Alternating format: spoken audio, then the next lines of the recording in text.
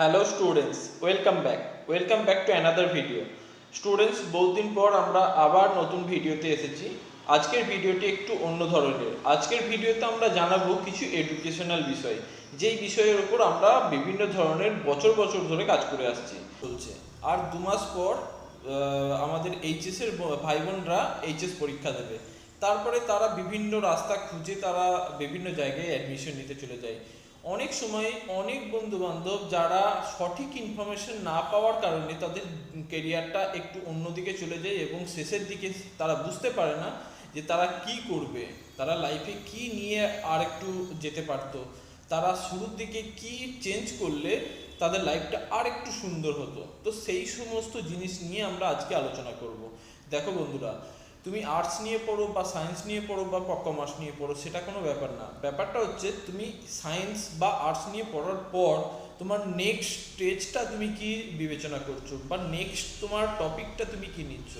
তো সেক্ষেত্রে আমি সবাইকে বলবো, বর্তমানে যে সমস্ত হট টপিক রয়েছে, হট টপিক মিনস যে সমস্ত মানে আমাদের ক্যাটাগরির উপর সবথেকে বেশি কাজকর্ম, সবথেকে বেশি মানে আমাদের ক্যাপাবিলিটি, জব দেওয়ার ক্যাপাবিলিটি রয়েছে আমাদের স্টেট বলো বা তোমার লোকেশন ওয়াইজ তোমরা মানে দেখতে পারো।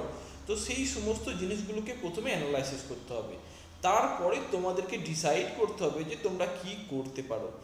আমার উপদেশ বা আমি সমস্ত জিনিসটা করে থাকি, যেটা হচ্ছে তুমি যদি আর্টসে পড়ে থাকো তুমি অবভিয়াসলি সায়েন্সের যে কোনো সাবজেক্ট নিয়ে তুমি আসতে পারো। যদি তুমি আর্টস ব্যাকগ্রাউন্ডে থাকো তুমি মেডিকেল ব্যাকগ্রাউন্ডেও আসতে পারো। যেমন যদি কোনো ক্যান্ডিডেট আর্টস ব্যাকগ্রাউন্ড নিয়ে এইচএস কমপ্লিট করে থাকে, দেন সে ভাবছে যে আমি মেডিকেল রিপ্রেজেন্টেটিভ বা মেডিকেল ল্যাবরেটরি টেকনোলজি নিয়ে পড়বো, বাট মেডিকেল ল্যাবরেটরি টেকনোলজি তো একটি সায়েন্সের সাবজেক্ট, তো কীভাবে পড়বো না।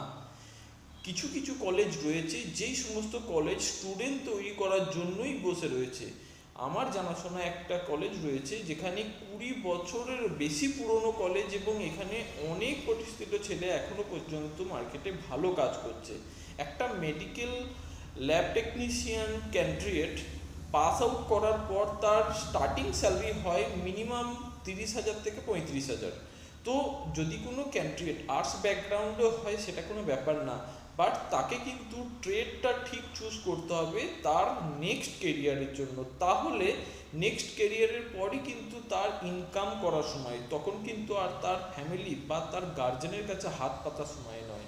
তো সেই কারণে বন্ধুরা আমি একটাই তোমাদের রিকোয়েস্ট করব, যারা এখনো পর্যন্ত নিজেদের কেরিয়ার চুজ করতে পারোনি তারা আমার সাথে কন্ট্যাক্ট করতে পারো। আমার কন্ট্যাক্ট নম্বর নিচে দেওয়া রয়েছে। আমার অফিস সোদপুর। যারা আমার অফিসের আশেপাশে রয়েছে তারা আমার অফিসে এসে আমার সাথে কনসাল্ট করতে পারো, এবং আমি তোমাদেরকে তোমাদের গার্জেনের সাথে আসতে বলবো। গার্জেনকে আমরা বলে দেবো বা বোঝাতে পারবো যে তোমরা এই সাবজেক্টটা নেবে এবং এর মধ্যে কি কি রয়েছে।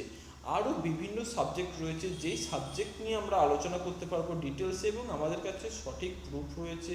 চাইলে তোমরা কলেজের সাথে কথা বলে নিতে পারো আগে, তারপরে তোমরা কলেজ ভিজিট করতে পারো। তো এই জিনিসটাই বলার কি, যে কোনো সাবজেক্ট নিয়ে পড়ার আগে অ্যানালাইসিসটা জরুরি। কেরিয়ার অ্যানালাইসিস বা কেরিয়ার গাইডেন্স ছাড়া যদি তুমি একটা ভুল স্টেপ নাও, বন্ধুরা যাচ্ছে বলে আমি যাব বা বন্ধুরা করছে বলে আমি এটা করব, তো সেটা কিন্তু একটা সঠিক চিন্তাভাবনা হবে না, সেটা কিন্তু একটা ভুল স্টেপ হবে, সেটা কিন্তু একটা প্রলোভন হয়ে যাবে, সেটা কিন্তু একটা মানে আক্ষেপ রয়ে যাবে যে হ্যাঁ বন্ধুরা করেছিল বাট আমি যদি একটু অন্য কিছু করতাম তাহলে হয়তো আমার লাইফটা একটু চেঞ্জ হতো।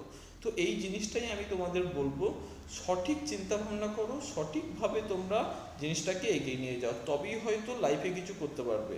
তো আজকের ভিডিও এই পর্যন্তই। নেক্সট ভিডিওতে অন্য টপিক নিয়ে আলোচনা করব। যদি তোমাদের এই ভিডিওটা কারো ভালো লেগে থাকে একটু লাইক দিও। আর যারা আমার সাথে কন্ট্যাক্ট করতে চাইছো, আমার কন্ট্যাক্ট নম্বর ভিডিওর ডেসক্রিপশনে দেওয়া রয়েছে, তোমরা ডেসক্রিপশন থেকে আমার নাম্বার পেয়ে যাবে। আমার অফিস অ্যাড্রেস ভিডিওর ডেসক্রিপশনে দেওয়া থাকবে, তোমরা অফিসে এসে দেখা করতে পারো। ধন্যবাদ।